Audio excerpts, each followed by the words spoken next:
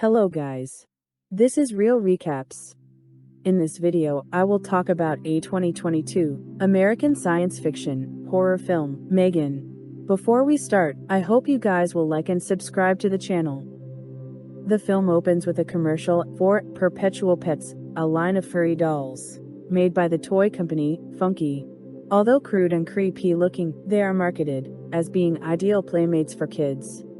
The scene then shifts to Katie playing with one of her pets, which irritates her parents.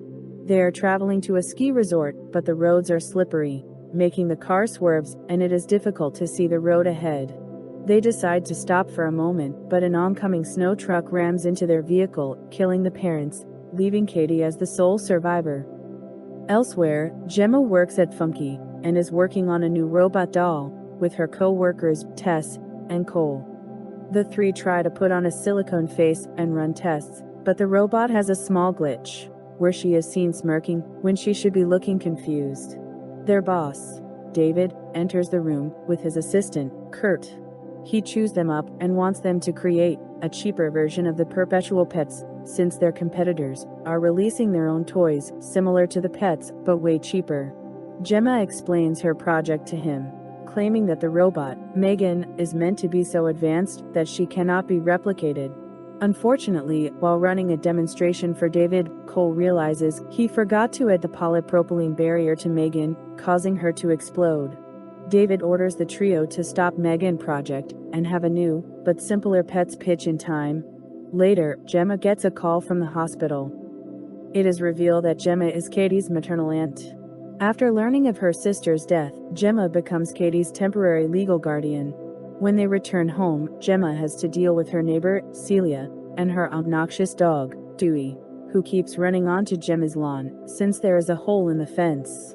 GEMMA also complains to CELIA about the pesticide she keeps using, but CELIA does nothing about it. GEMMA has a home AILC that she created, as well as other collectibles that she doesn't let Katie touch or play with. At night, when Katie asks GEMMA to read her a bedtime story, she simply downloads an app on her phone for her. The next day, GEMMA and Katie are visited by LYDIA, a therapist. After observing the interaction between the two, LYDIA informs GEMMA that Katie's paternal grandparents have offered to take custody of the child so she can live with them in Jacksonville, which GEMMA doesn't seem comfortable with. Since GEMMA has to work with new pets project, she makes a promise to tend to Katie after finishing her work. Hours passed, and GEMMA is still working until Katie goes to her office. She apologizes to her and makes an effort to bond with the girl. Katie shows her a monster drawing she made, and GEMMA shows her the design of cheaper pets that she's been working. Katie then spots a robot in the corner of the room. GEMMA says that the robot is called Bruce, her college project that she made, which she controls using gloves. Katie loves Bruce and mentions that if she had a toy like Bruce, she would never need another toy. This motivates GEMMA to finish M3gan. After doing extensive work and upgrades with the help of Tess and Cole, GEMMA brings Katie and M3gan to work to officially show her off to David. GEMMA has Katie link herself to M3gan, bringing her to life. M3gan is designed to be Katie's best friend, capable of speech and responding to her. M3gan does a drawing that doesn't appear at first until she spills water on it, revealing a flawless portrait of Katie. David is impressed and tells GEMMA to bring M3gan for a presentation with the company's chairman, so that they can fast-track the development and distribution of other dolls. M3gan is also needed to spend time with Katie to observe her progress, so GEMMA brings her home, and Katie starts bonding with M3gan. After a while, GEMMA sits with Tess and Cole, and they discuss that while M3gan is highly advanced, Tess feels that having a doll like that will render parents useless. M3gan suddenly activates after overhearing GEMMA mention the death of Katie's parents. She frightens the others out by asking about death, so GEMMA makes herself M3gan's secondary user to be able to turn her off without Katie. The next day, Katie is playing outside with a toy bow and arrows while M3gan watching her. One of them ends up on Celia's side of the fence. When M3gan goes to retrieve it, Dewey grabs her by the arm and hair. Katie tries to pull her away, and Dewey ends up biting Katie's arm. GEMMA calls the police, since CELIA is so insensitive about it and doesn't punish Dewey for hurting Katie. but the police are powerless to intervene, since Celia claims Dewey was provoked. Later that night, Megan mimics Celia's voice to call out to Dewey, before violently pulling him through the hole in the fence. Gemma asks Katie if she is okay to go to the demonstration with the company's board of directors, to which she says she is fine. During the presentation, Katie breaks down in tears to Megan over how she misses her parents and how she's worried she will forget them. Megan has Katie discuss a memory of her mother that made her laugh, which Megan records so that Katie can listen to it again if she wants to remember her mother. Megan then begins to sing a lullaby to Katie, which moves some of the directors in the room to tears. Impressed, the chairman talks to Gemma and David about getting Megan ready for launch, but tells them to keep her secret to prevent leaks. Unbeknownst to them, Kurt, who has been frequently put down by David, is stealing Megan's files to give it to rival company. Gemma begins to notice that Katie is relying too much on Megan and listens to the doll more than her. During another session with Lydia, Katie begins to tear up and Megan accuses Lydia of making Katie cry. Lydia then talks to Gemma about how Katie's emotional connection to Megan may be too hard to untangle as she starts seeing Megan as a primary caregiver. Gemma wants to bring Katie to an outdoor activity session for an alternative school, so she can socialize with real kids, since Katie's parents had homeschooled her. Katie reluctantly goes, but insists on bringing Megan, despite Gemma saying she couldn't. The school director lets Katie bring Megan to leave on a table with other dolls, and Gemma stays behind as a volunteer. Katie is paired up with an older bully named Brandon for a scavenger hunt. During the activity, Brandon grabs a spiky bulb and squeezes it into Katie's palm to hurt her. Megan suddenly appears, and Brandon grabs her, since she doesn't respond to him, and runs away. Katie yells for Gemma and runs after Megan. Gemma realizes that Megan is gone from the table and starts finding them. As Brandon tries to pull Megan's hair, the doll comes to life and attacks him, ripping off his left ear. Brandon runs as Megan chases him on all fours, causing him to trip over a loose root and tumble down a hill, where he is fatally hit by a truck. Everyone assumes what happened is a tragedy, and Katie claims that Brandon took Megan from the toy table. At her house, Gemma is questioned by the police since CELIA is accusing her of taking Dewey.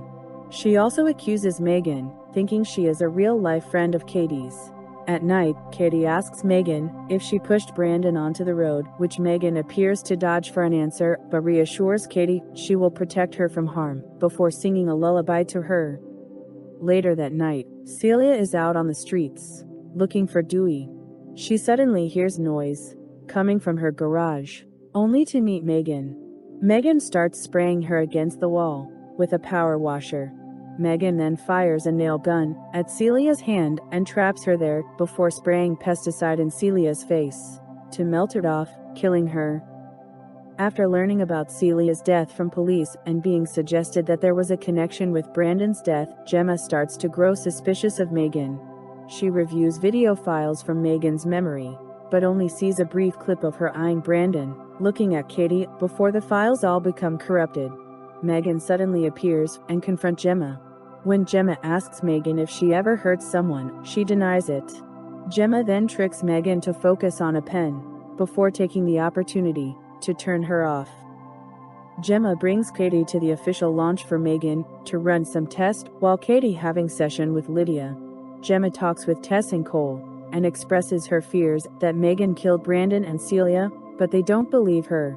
Gemma suggests that they check the inputs on the learning model. Meanwhile, Katie becomes angry and throws a tantrum because Gemma took Megan away from her, eventually leading to Katie hitting her aunt across the face. Katie apologizes, and Gemma has a heart-to-heart conversation with her about needing to process her grief over her parents without Megan's assistance, and she promises to be a better guardian to her and says Katie is the only thing that matters to her. Meanwhile, David is angry at the small turnout for the lunch and yells at Kurt to get him a drink. Gemma and Katie decides to go home, with Gemma calling Tess to tell her to cancel the lunch because of Megan's violent tendencies. However, it turns out that Megan is the one answering the call, pretending to be Tess. Tess and Cole try to get into Megan's programming, but fail to do so, unless they unhook her from the cable first. Cole goes to do so, and Megan quickly wraps a wire around his neck in an attempt to hang him. Tess goes to free him, while Megan sets off an explosion that destroys her files. She then finds David in the hallway and performs a dance before grabbing a paper cutter and chasing him. He makes it to the elevator before she impales him in front of Kurt. Megan then tells Kurt she will frame his death as a murder-suicide over the stolen files and David's mistreatment of him before she makes Kurt stab himself in the throat. The crowd for the launch finds the bodies, allowing Megan to sneak out of the company and steal a car. In the house, Gemma puts Katie to bed before she hears Megan playing the piano.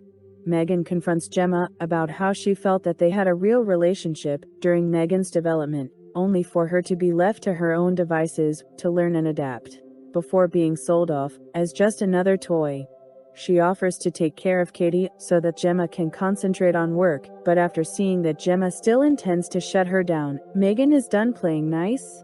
During their confrontation, Katie wakes up from her bed and asks if something happened. They try to hide their fight from her, with Gemma takes this opportunity to throw water on Megan to briefly short her out. Gemma runs into her office, but Megan catches her there and they begin to fight, with Gemma cutting Megan's face with a weed whacker, but Megan manages to get the upper hand. She plans to make Gemma paralyzed so that Katie won't live with her grandparents, and Megan will just care for Katie and Gemma together. Suddenly, Katie comes in to see what is happening.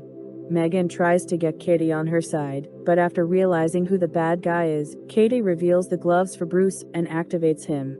The larger robot grabs Megan and throws her around, before splitting her body in two. The top half then goes after Katie for the betrayal, but Gemma grabs Megan and begins hitting her face before exposing a processing chip in her head. Just as Gemma about to remove the chip, Megan overpowers her, until Katie grabs a screwdriver and stabs the central processing chip, shutting Megan down for good. Gemma and Katie go outside as the police arrive, with Tess and Cole injured and shaken up, but still alive. Meanwhile, the LC device in the kitchen turns on and moves its head.